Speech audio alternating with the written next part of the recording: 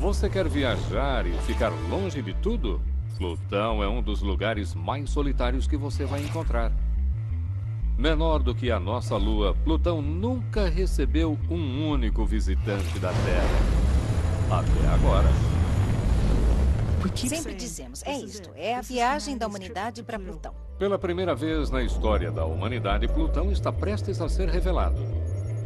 É certo que podemos esperar surpresas. Até então, tudo o que podemos fazer é imaginar como Plutão deve ser. E recentemente, os astrônomos decidiram nem chamá-lo mais de planeta. Irei ficar na história como o cara que matou Plutão. Outrora considerado uma singularidade isolada, hoje Plutão marca o início de uma nova fronteira. É como se os exploradores tivessem subido até o topo das montanhas rochosas e pudessem ver as terras da Califórnia do outro lado. E agora, ao começarmos a olhar além da nossa própria vizinhança, buscamos mundos semelhantes à Terra, em torno de outras estrelas. Não tenho dúvida de que, a alguns anos-luz da nossa Terra, há outras formas de vida.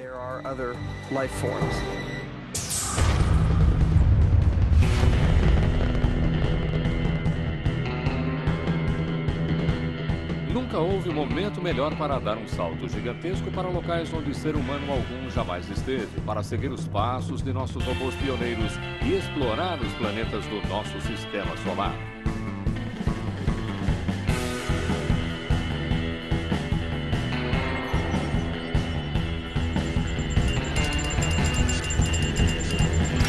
Guia de Viagens Interplanetárias.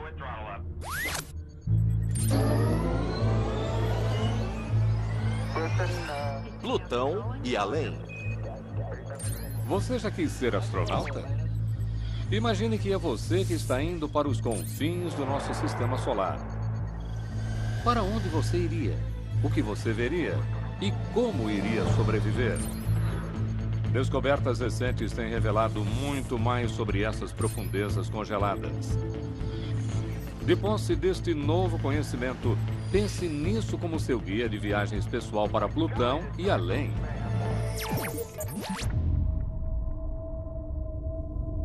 Você gosta de esportes de inverno?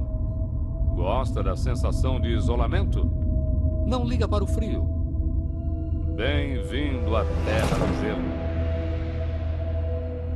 Longe dos nossos olhos e até agora fora do nosso alcance, Plutão é o mundo mais intrigante do sistema solar. E por que sua cor rosa? De onde é que ela vem? E de que forma estamos conectados a este planeta? Plutão é um lugar tão misterioso que não temos ideia de como ele pode ser ao chegarmos lá. E isso realmente aumenta a nossa curiosidade. Plutão é um território inexplorado. Sabemos muito pouco a seu respeito. Mas o mistério não é total. Sabemos que é um objeto mais ou menos arredondado, que tem gelo e muita sujeira em sua superfície. Plutão é um mundo muito frio, com cerca de 230 graus Celsius negativos na superfície. Temperaturas mínima menos 225, máxima menos 218 graus Celsius. Se você conseguisse ficar com as mãos expostas e as batesse, elas se quebrariam como um cubo de gelo, tamanho frio que faz lá. Para se ter uma noção de tamanho, imagine um mundo que é a metade da largura da América do Norte, polvilhe-o com gelo e atire-o a 5 bilhões e 900 milhões de quilômetros no espaço. Ao contrário das órbitas, em sua maior parte circulares, de seus irmãos maiores, a jornada de Plutão em torno do Sol é extremamente elíptica e lenta. Plutão. Duração de um dia, 6 dias da Terra. Um ano de Plutão corresponde a 248 anos terrestres. Portanto, ele leva realmente muito tempo para orbitar o Sol. Realmente não sabíamos como Plutão era pequeno até que em 1977 descobrimos seu satélite. Caronte, a maior das 3 luas de Plutão, não é muito grande. Tem apenas 1.186 quilômetros de diâmetro, mas é bastante grande em relação a Plutão. Caronte é incomum, porque apesar de pensarmos nela como lua de Plutão, ela é realmente mais como um objeto companheiro do planeta, com cerca da metade do tamanho de Plutão. Plutão foi batizado em homenagem ao deus do submundo e durante mais de 70 anos as crianças aprenderam na escola que ele era o 9º planeta.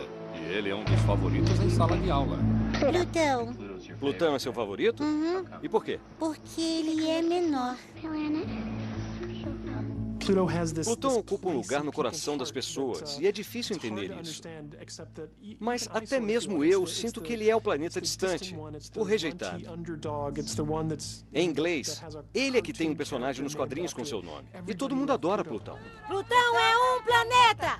Mas, recentemente, este pequeno planeta tem sido alvo de uma disputa de proporções cósmicas. Plutão é um planeta! O tamanho não importa! Ainda hoje, esse é um assunto incrivelmente polêmico. Pobre Plutãozinho, claro, sendo rebaixado e, francamente, por uma boa razão. O que teria levado Plutão a ser expulso do Clube dos Planetas? O que está acontecendo lá no fim do Sistema Solar?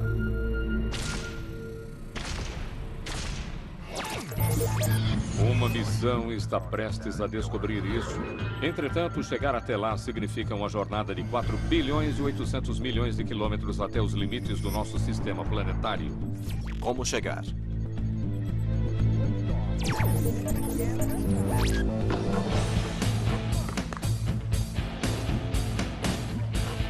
Você está querendo ir a Plutão? É melhor ir direto ou pode acabar saindo muito longe do curso.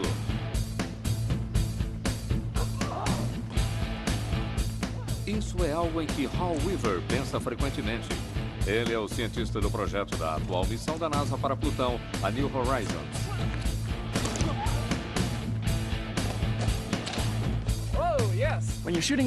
Quando se joga uma bola de basquete na direção da cesta, você precisa do ângulo e da velocidade certos para que a bola passe pelo aro. E é isso que tivemos de fazer com a sonda New Horizons. 2, 1, 0, ignição. Decolagem. Lançada em 2006, a New Horizons está prestes a se tornar o primeiro visitante de Plutão e deve chegar lá em 2015. Tem mais 40 segundos. Usamos o foguete mais potente disponível na Terra, o Atlas 5,551. Ela foi a nave a deixar a Terra com a maior velocidade, 58 mil quilômetros por hora. Incrível. Quando vimos a nave decolar, a primeira coisa em que pensei foi: agora nada pode detê-la. Próxima parada, Júpiter. E em seguida, Plutão. Quando se está enfrentando uma viagem de 10 anos através do Sistema Solar, vale a pena pegar um atalho. Tivemos de levá-la por um arco imaginário próximo de Júpiter, o equivalente a jogar uma bola de basquete em um aro a 120 quilômetros de distância. É como chutar uma bola da 5ª Avenida para acertar um gol na Filadélfia. Esta precisão milimétrica na navegação permitiu que a New Horizons usasse o gigantesco campo gravitacional de Júpiter como um estilingue em direção a Plutão. Aquilo nos deu um impulso de 20% na velocidade da nave. Ganhamos 3 anos de viagem. E agora estamos indo direto para Plutão. Pode parecer muito, 9 anos e meio para chegar lá, mas é o mais rápido que conseguimos. Até agora, só exploramos os planetas até Netuno.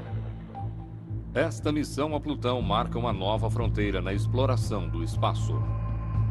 Sempre dizemos, é isto. Esta é a viagem da humanidade para Plutão. E se não der certo, perdemos a única oportunidade de explorar Plutão em nosso tempo de vida. Como ele está se afastando cada vez mais do Sol, se não fizéssemos isso agora, provavelmente teríamos de esperar outros 250 anos. Só temos uma chance e temos de acertar. É nossa única oportunidade de chegar a Plutão enquanto estou vivo. Aí vai! Conseguimos.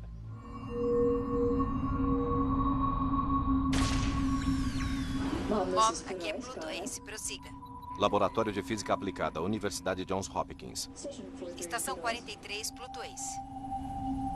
Ficar de olho na viagem longa e solitária da New Horizons é trabalho desses controladores de voo no Laboratório de Física Aplicada da Universidade Johns Hopkins, em Maryland. Poderia nos dizer qual a nossa configuração atual de downlink? O tempo de duração dessa missão é muito longo. Portanto, uma das coisas que fazemos para reduzir os custos é colocar a nave em hibernação por uma boa parte do ano. Além da órbita de Saturno, a New Horizons desperta para seu check-up de rotina. Afirmativo, indo para o comando. Você já teve problemas com seu computador? Tente carregar um software em um disco rígido a 2 bilhões e 200 milhões de quilômetros de distância. A dificuldade com Plutão é que ele está muito distante do Sol. Estamos longe de casa. Temos de projetar e planejar uma sequência de observações que precisa funcionar. Não há segunda chance. O upload de hoje ocorreu sem problemas. Mas à medida que a nave espacial se afasta ainda mais, o tempo de comunicação fica ainda maior. Quando a New Horizons ligar para a casa de Plutão em 2015, seu sinal vai demorar mais de 4 horas para chegar até a Terra. O dia da chegada vai ser de muita ansiedade e vai ser emocionante. Será o dia da Bastilha em 2015. Mais ou menos um dia depois de voarmos por Plutão, devemos receber a primeira imagem de como Plutão realmente é. E essa imagem vai ser breve, porque depois de 10 anos para chegar até lá, a New Horizons terá apenas alguns meses para explorar Plutão em detalhes. Este é um modelo da nave espacial New Horizons. Ela tem 1/8 do tamanho real. Ela é aproximadamente do tamanho de um piano de cauda. E temos o gerador de imagens de reconhecimento de longo alcance, nossos olhos de águia na New Horizons, o telescópio de mais alta resolução que nós temos. Outros instrumentos irão observar Plutão com luz ultravioleta, coletando poeira em sua atmosfera superior e medindo as partículas carregadas do vento solar para determinar se Plutão tem uma magnetosfera. A missão New Horizons é algo para o qual as gerações futuras vão olhar e dizer: este é um dos marcos de nossa civilização.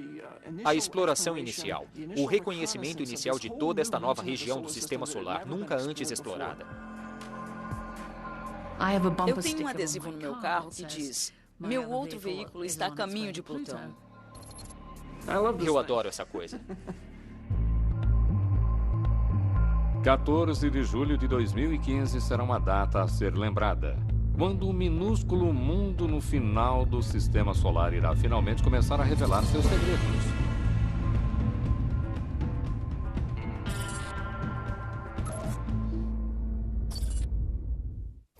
Você está planejando férias em Plutão? Um piscar de olhos e você pode não o ver passar. Só sabemos a respeito da existência de Plutão graças aos olhos muito atentos de uma única pessoa. O 9º planeta.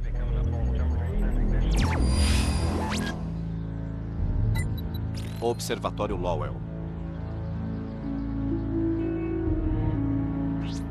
Em 1930, um jovem pesquisador americano, Clyde Tombaugh, observava os céus em busca do planeta X, um mundo que acreditava se existia além de Netuno.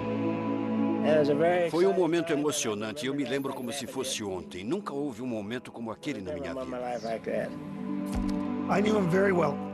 Eu o conhecia muito bem. Ele era um homem maravilhoso, com um sublime senso de humor e um fascinante senso do ridículo. E nos divertíamos muito juntos.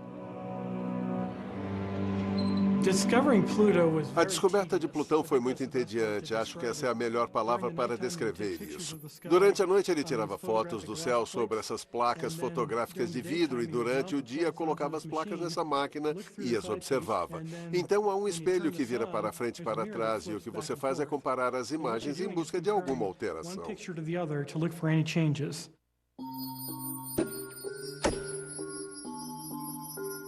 A máquina permitia a Tombaugh observar suas fotos em diferentes momentos no céu noturno. O que ele procurava era um único e minúsculo movimento em um mar de incontáveis estrelas. Ele ficava olhando para isso durante horas a fio, olhando por esse microscópio, examinando esses pontos, centenas de milhares de pontos. E em 18 de fevereiro de 1930, por volta das 4 da tarde, ele viu as duas imagens do planeta aparecer e desaparecer alternadamente. Estas são as imagens reais que mostram a descoberta de Plutão, primeiro em uma parte do céu e depois em outra. Prova de um planeta em movimento. Eu o reconheci. Na hora soube que estava além da órbita de Netuno devido àquela pequena mudança. Eu ganhei o dia.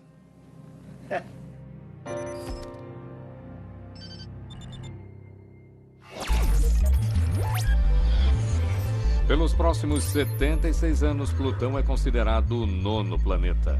Mas como realmente é este pequeno ponto no céu? O que ver?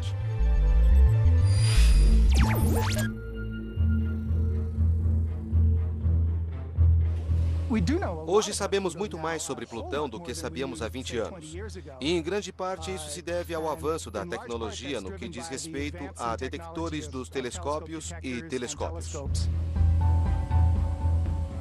Verificar cada camada de Plutão é quase como solucionar um enigma cósmico, um mistério que remonta ao início do Sistema Solar.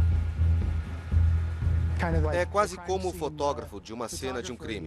Você vê alguns respingos de sangue na parede e precisa tentar descobrir o que aconteceu, com base nas poucas evidências que tem. Uma pista para desvendar Plutão vem do telescópio orbital da NASA, o Hubble. Estas são algumas das melhores imagens que temos de Plutão. O que os pixels manchados nos mostram é um mundo tomado de luz e sombra.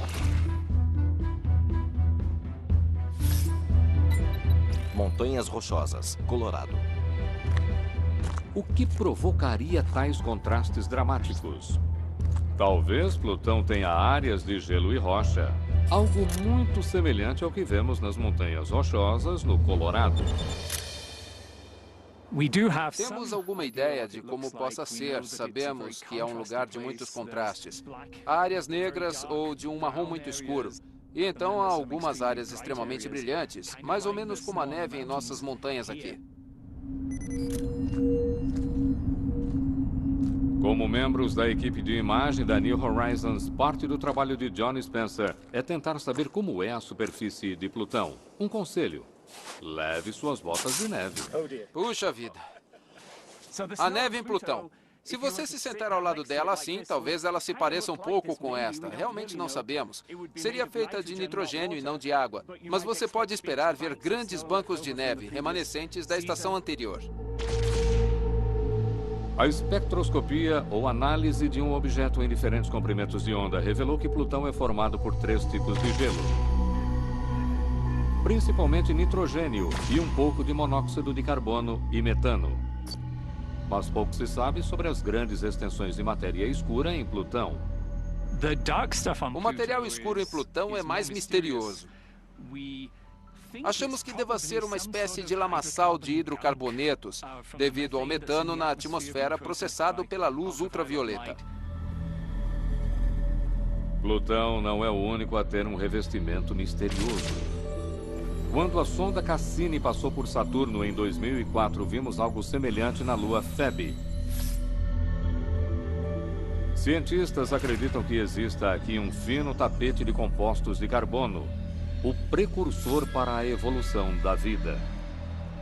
Se você pegar metano, que é orgânico porque tem carbono e hidrogênio, e o expuser à luz solar, ele fica exposto a partículas energéticas e adquire uma cor meio rosada. Há reações químicas e por isso ele se torna um hidrocarboneto um pouco mais complexo.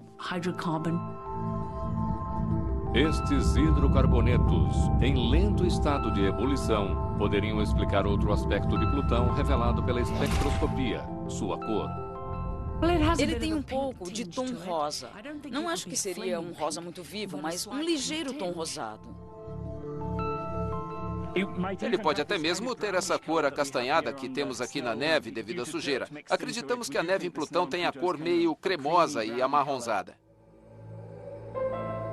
E Plutão não é o único quando se trata de seu esquema de cores vivas. A superfície da lua de Netuno, Tritão, tem texturas de cor rosa. E nessas imagens realçadas da lua de Júpiter, Europa, a superfície tem linhas de cor rosa e vermelha, o que poderia ser material orgânico saltando para a superfície, vindo de um oceano oculto.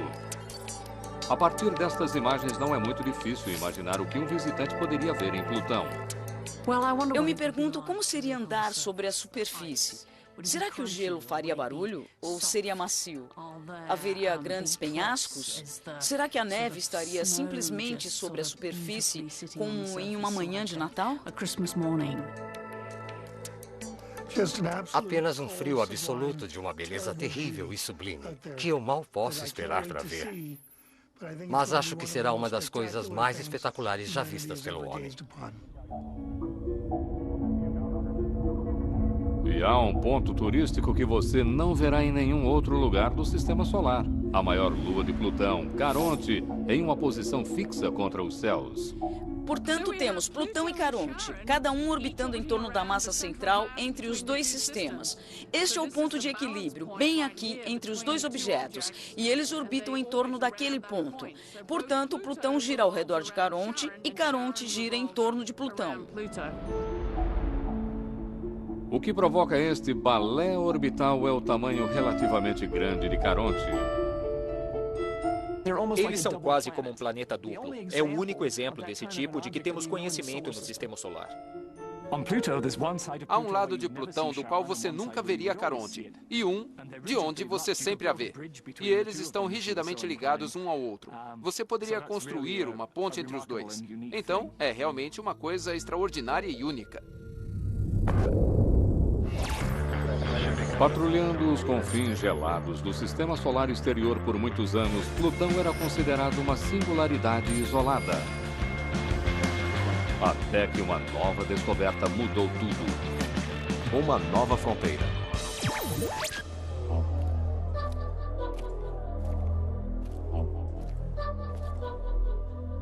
O cientista planetário David Jewitt não conseguia entender por que o Sistema Solar exterior parecia tão vazio, porque Plutão parecia sozinho. Na década de 1980, as partes internas do Sistema Solar eram conhecidas por serem cheias de cometas, asteroides, planetas. Mas nas externas não havia nada, além de Netuno, apenas Plutão, o que parecia muito estranho. E então, em 1992, ele fez uma descoberta extraordinária. O primeiro de um vasto exército de corpos congelados para além da órbita de Netuno, hoje conhecido como o Cinturão de Kuiper.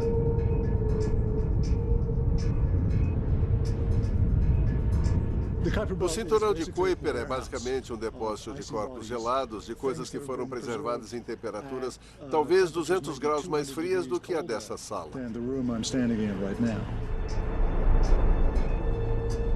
Aqui, fazendo companhia a Plutão, há um imenso anel formado de gelo e rocha que redefine a fronteira final do nosso Sistema Solar.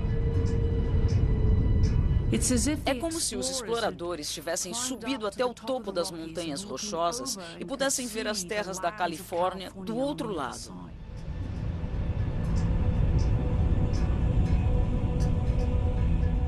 Hoje sabemos que estes objetos que formam o Cinturão de Kuiper são milhões, muitos do tamanho de montanhas, alguns tão grandes quanto cidades e outros muito maiores, como Plutão. Sabemos que há cerca de 50 mil ou mais deles com mais de 95 quilômetros de diâmetro. E deve haver 100 milhões de objetos maiores do que 2 quilômetros aproximadamente. Mas o que exatamente são esses objetos e de onde eles vêm?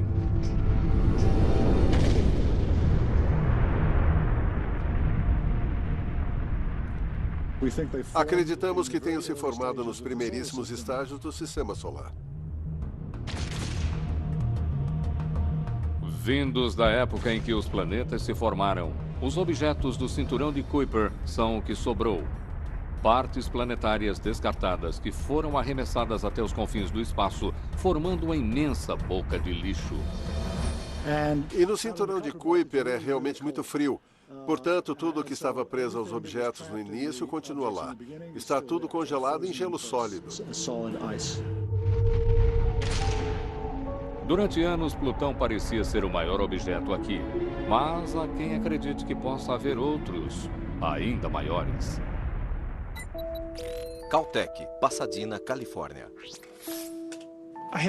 Eu realmente me perguntava se haveria outro objeto lá fora tão grande quanto Plutão, ou maior do que Plutão, ou até mesmo muito maior do que Plutão. E durante muito tempo ninguém tinha a tecnologia para fazer o trabalho direito e procurar esses objetos. E quando finalmente tivemos, corremos para o telescópio o mais rápido possível e começamos a vasculhar os céus.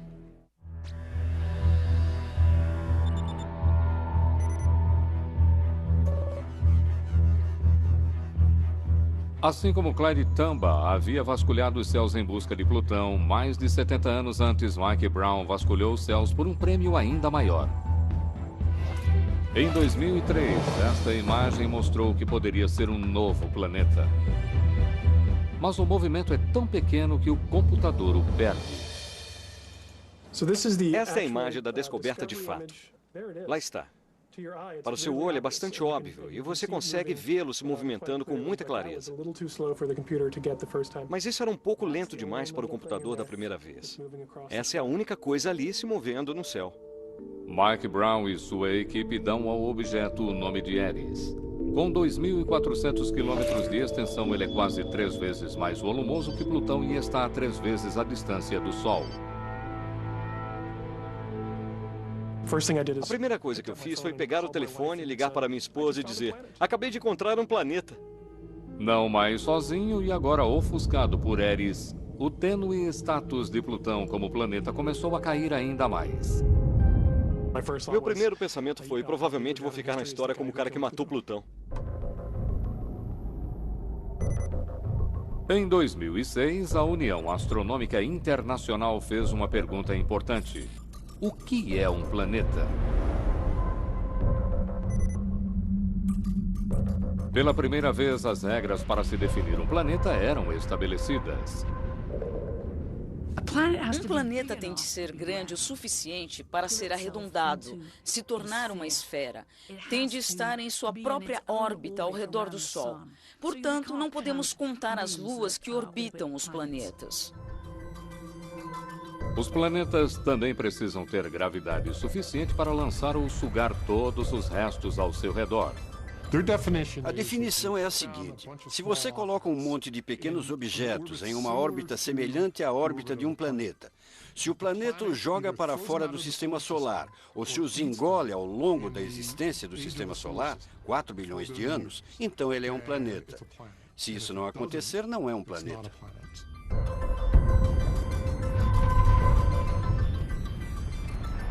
Rodeado pelos detritos gelados do cinturão de Kuiper, Plutão é pequeno demais para limpar sua trajetória orbital. Reunidos em Praga na quinta-feira, a União Astronômica Internacional fez a votação. 76 anos após sua descoberta, o sistema solar perde um planeta. Plutão não é um planeta? Mas o que está acontecendo aqui? Todo mundo cresceu achando que Plutão era um planeta, porque é o que todos diziam. Mas agora não é mais. Isso vai confundir as pessoas. Fiquei impressionada com a reação das pessoas. Não eram apenas as crianças, chateadas por seu planeta favorito ter sido rebaixado, mas houve muitos debates e discussões. As pessoas aprenderam que havia 9 planetas. Plutão era o mais afastado do Sol. E estavam muito confortáveis com isso. É como se alguém reorganizasse os móveis em seu sistema solar sem a sua permissão, o que deixou as pessoas muito aborrecidas. Portanto, se Plutão deixou de ser um planeta, o que ele é? Membros da União Astronômica Internacional redefiniram o corpo como um planeta anão. Incluindo Plutão e Eris, há hoje 5 planetas anões oficiais. Mas talvez haja centenas de outros à espera de serem descobertos no gelo. Acho que realmente não importa se nós o chamamos de planeta, ou se chamamos de objeto anão, ou objeto do cinturão de Kuiper. Da mesma forma que não importa se chamamos um tomate de fruta ou vegetal. Provavelmente poderia ser um ou outro. Independente de como chamamos Plutão e seu círculo de vizinhos gelados, uma coisa está ficando clara. Temos mais em comum com esses objetos distantes do que se poderia imaginar.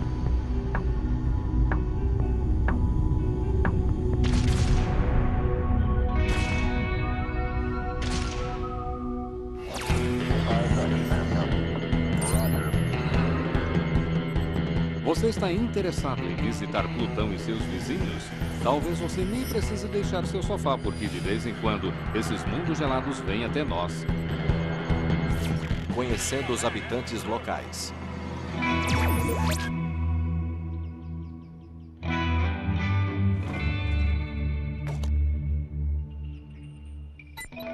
Vail, Arizona. Bem-vindos à minha casa de mágicas. Estes são os telescópios que eu gosto de usar para procurar cometas. O caçador de cometas David Levy dedica sua vida a observar os céus.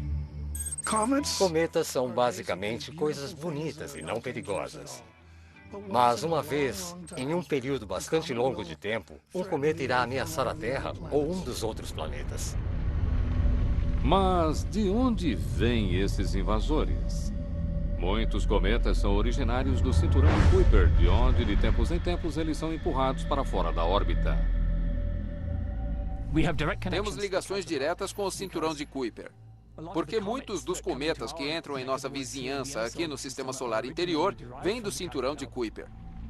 Até mesmo Plutão, com sua órbita bastante elíptica e atmosfera liberando gases, se comporta mais como um cometa do que como um planeta.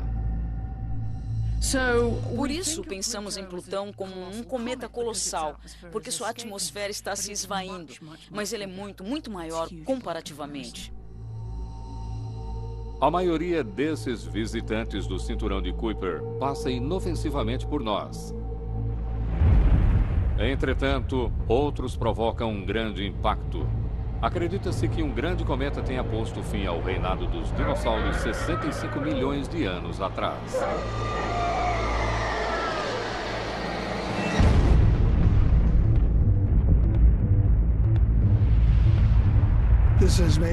A possibilidade de um cometa atingir a Terra talvez seja de uma vez a cada 100 mil anos ou até mesmo 1 milhão de anos.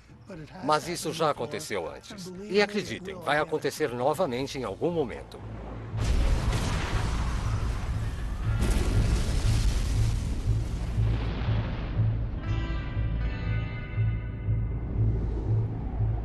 Nos últimos anos, temos dado uma boa olhada nesses turistas que vêm do frio na esperança de descobrir do que eles são feitos. Em 1986, a sonda Giotto, da Agência Espacial Europeia, teve um encontro corajoso com um dos cometas mais famosos de todos, o Halley.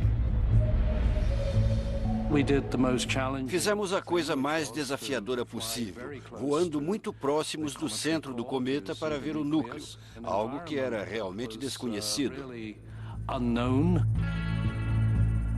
Esta é a primeira imagem em close-up de um núcleo de cometa.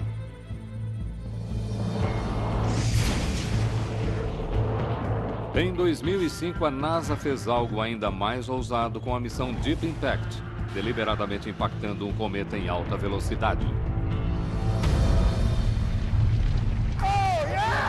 Meu Deus, olhem só aquilo! E em 2014, a missão Rosetta da Agência Europeia será a primeira a fazer um estudo de longo prazo de um visitante de passagem pousando em sua superfície e, em seguida, navegando ao redor do Sol. Ao mesmo tempo, iremos realmente pousar algo sobre sua superfície para investigarmos do que o cometa é feito.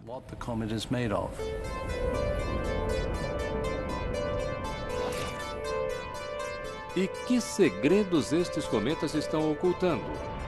Hoje, ao que parece, o sistema solar exterior está repleto de moléculas compostas de carbono, também encontradas no DNA de todos os seres vivos na Terra.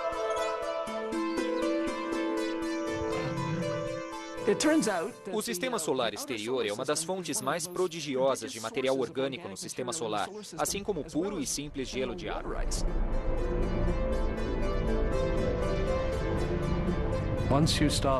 Quando você começa a descobrir materiais orgânicos em coisas como um cometa, você precisa realmente se perguntar, bem, até que ponto a Terra recebeu vida vinda de fora?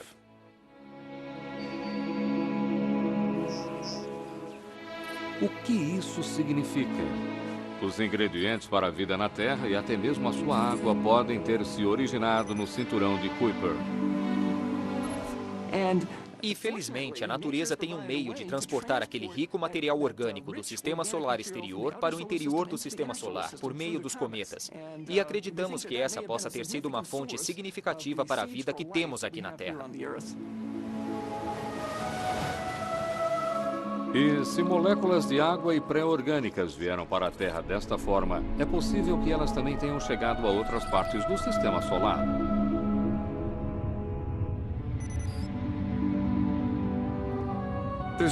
Certamente existem belos meio-ambientes apropriados à vida, bem próximos de nós, no sistema solar.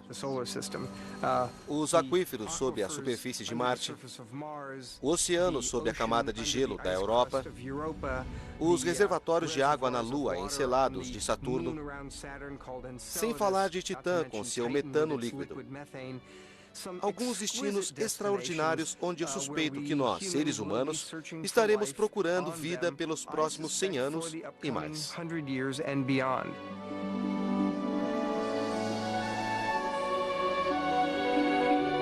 Talvez nosso próprio sistema tenha vida em abundância. Só precisamos encontrá-la. Encontrar evidências de um segundo tipo de vida em um planeta vizinho teria enormes implicações. Primeiro, apenas filosoficamente, saberíamos que a vida é algo comum no universo. Se ela começou 2 vezes aqui mesmo, em nosso pequeno sistema solar, então certamente o universo está repleto de vida. E se encontrarmos vida em nosso sistema solar, provavelmente podemos agradecer ao grande exército de antigos corpos no cinturão de Kuiper.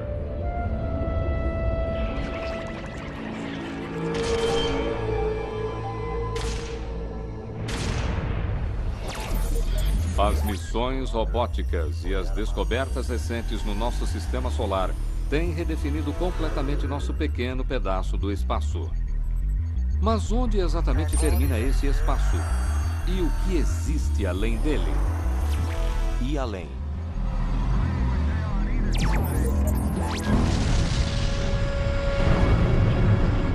Uma missão que começou há mais de 30 anos está prestes a descobrir isso. Lançadas em 1977, as sondas gêmeas Voyager foram as primeiras a visitar os gigantes gasosos do sistema solar exterior. E agora, depois de desligadas suas câmeras, elas continuam viajando. A Voyager 1 está cerca de 110 vezes mais distante do Sol do que a Terra, e a Voyager 2 cerca de 90 vezes. Netuno está 30 vezes mais distante. Portanto, estamos muitas vezes mais distante do que Netuno, que é o planeta mais afastado. Embora estejam voando às cegas, as duas naves ainda conseguem ouvir. E em 15 de dezembro de 2004, a Voyager 1 registrou algo nunca ouvido até então.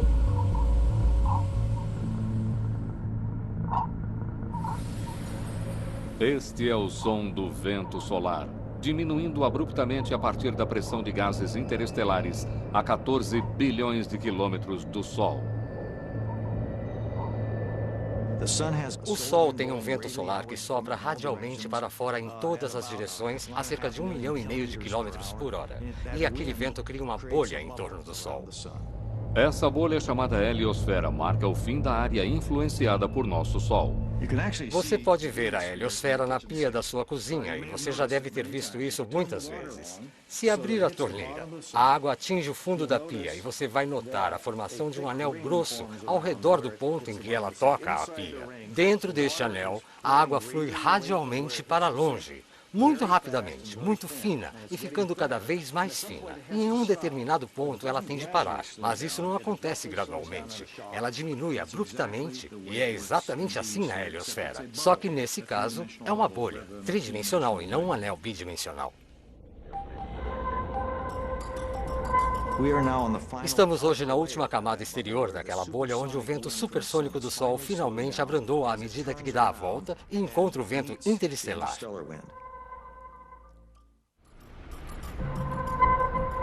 E o que há para ser visto além da heliosfera? Acredita-se que aqui exista outro campo de gelo. Não um disco, mas uma enorme esfera conhecida como nuvem de Oort. Provavelmente 1 com 12 zeros é o número de objetos da nuvem de Oort. Trata-se de uma estrutura circular que se estende por 10% do caminho até a estrela mais próxima. É enorme.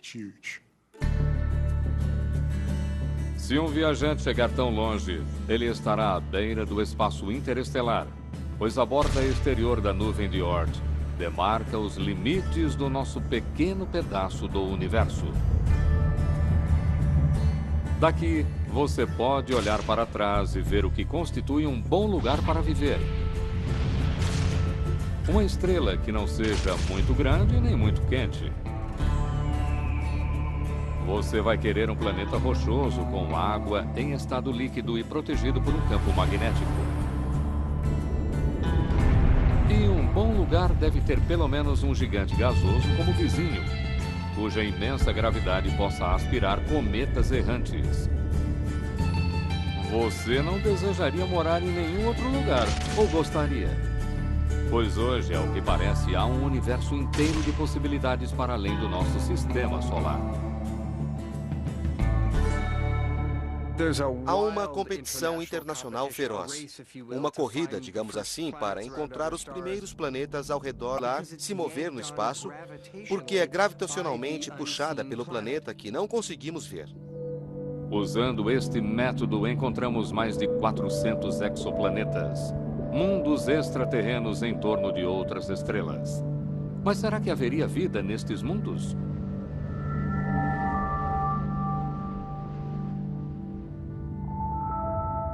Se encontrarmos tal planeta, queremos nos aproximar e verificar se conseguimos detectar moléculas-chave na atmosfera, como oxigênio ou ozônio. É quase certo que haja evidência de vida naquele mundo.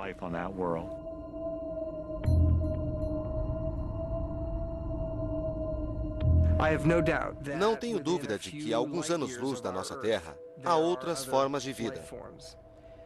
A questão mais difícil e assustadora é saber se vida inteligente é comum em nossa galáxia e em nosso universo. E como iremos saber se existe vida inteligente em outros mundos semelhantes à Terra? Quais serão os sinais?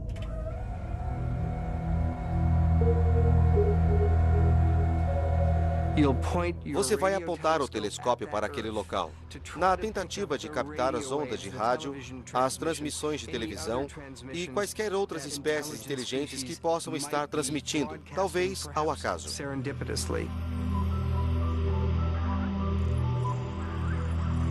Tentar sintonizar uma TV de ETs pode parecer absurdo. Mas quem sabe, talvez eles estejam assistindo a nossa há muito tempo. Se um viajante humano irá chegar até os limites do sistema solar, isso ainda não sabemos. Mas um homem começou essa viagem. A bordo da New Horizons está uma pequena urna com os restos cremados de Clyde Tombaugh, o homem que descobriu Plutão. Ele morreu no final dos anos 90 e é muito legal que algumas de suas cinzas estejam hoje a bordo daquela nave espacial a caminho de Plutão. Quem poderia ter previsto, quando ele descobriu Plutão em 1930, que parte dele poderia realmente ir até lá em pessoa? E essa é uma bela homenagem para a pessoa que tornou tudo isso possível. Mas Clyde Tombaugh não vai descansar aqui. Depois de passar por Plutão em 2015, a New Horizons vai seguir viagem. A nave espacial vai continuar em movimento. As leis de Newton nos dizem que a nave continuará a sua viagem. Ela não vai estar em operação e não vamos estar nos comunicando com ela. Ela será apenas mais um pedaço de lixo espacial. E vamos simplesmente dizer adeus. Clyde Tombaugh poderia ficar desapontado ao saber que Plutão não é mais considerado um planeta. Mas se tornar o viajante espacial a percorrer o maior trajeto de todos certamente compensa isso. E com um número de estrelas estimado em 1.000 bilhões de bilhões no universo, só nos resta imaginar por onde ele estará viajando.